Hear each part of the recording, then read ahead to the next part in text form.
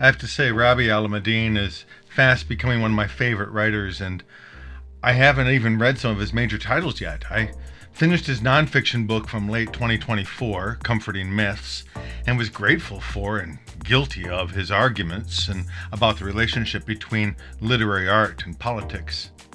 But this book, I wanted to share with you to give you a sense of how he works on us.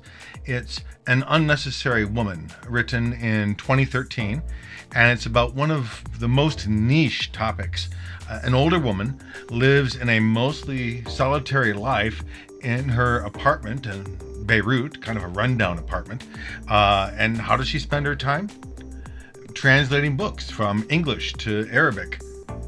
But she does it with absolutely no expectation that anyone's ever going to read those translations.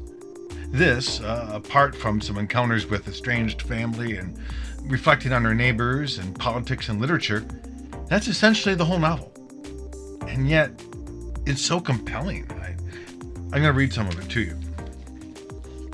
This is starting, at least, a reflection about a friend of hers who was killed some years ago. It turned out she was simply unlucky. A stray bullet killed her. We needed an explanation because we couldn't deal with the fact that it could have been any one of us. Assuming causation, she was killed because she couldn't hear anything since the radio was too loud, lets us believe that it can't happen to us because we wouldn't do such a thing. We are different. They are the other. None of us knows how to deal with the aleatory nature of pain. I was lucky. I knew that what happened to the woman upstairs couldn't happen to me because I never had a car. I walked or used public transportation. I wasn't like her. That's my theory anyway. I'm sure more erudite minds have dealt with this. Sartre, I'm not, but then neither am I ponderous and portentous. One reason we desire explanations is that they separate us and make us feel safe. In a silly essay on crime and punishment, a critic suggests that Raskolnikov is the epitome of the Russian soul, that to understand him is to understand Russia. Not that the proposition isn't true, it may or may not be. I've yet to meet Russia's soul. What the reviewer is doing is distancing himself from the idea that he too is capable of killing a pawnbroker. We're supposed to infer that only someone with a Russian soul would.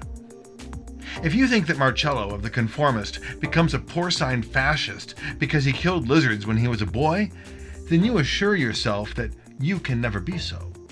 If you think Madame Bovary commits adultery because she's trying to escape the banality of Pleistocene morals, then her betrayals are not yours.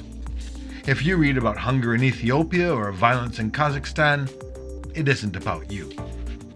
We all try to explain away the Holocaust, Abu Ghraib, or the Sabra massacre by denying that we could ever do anything so horrible. The committers of those crimes are evil, other, bad apples. Something in the German or American psyche makes their people susceptible to following orders, drinking the grape Kool-Aid, killing indiscriminately. You believe that you're the one person who wouldn't have delivered the electric shocks in the Milgram experiment, because those who did must have been emotionally abused by their parents, or had domineering fathers, or were dumped by their spouses, anything that makes them different from you.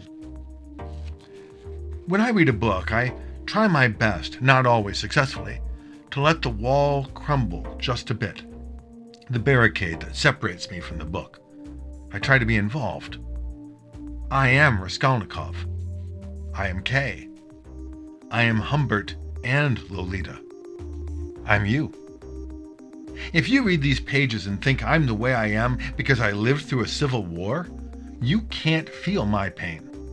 If you believe you're not like me because one woman and only one, Hannah, chose to be my friend, then you're unable to empathize.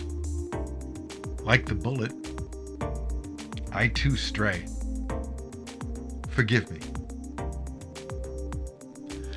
If you're a book nerd, a literature obsessive, a a reader who wants to wonder more about why we read, a thinker about history and politics and culture, this is a tremendous read. And against every genre thriller out there with 3-page chapters and each of them ending on a cliffhanger and some desperate cry for attention, this book is a page turner. Find it.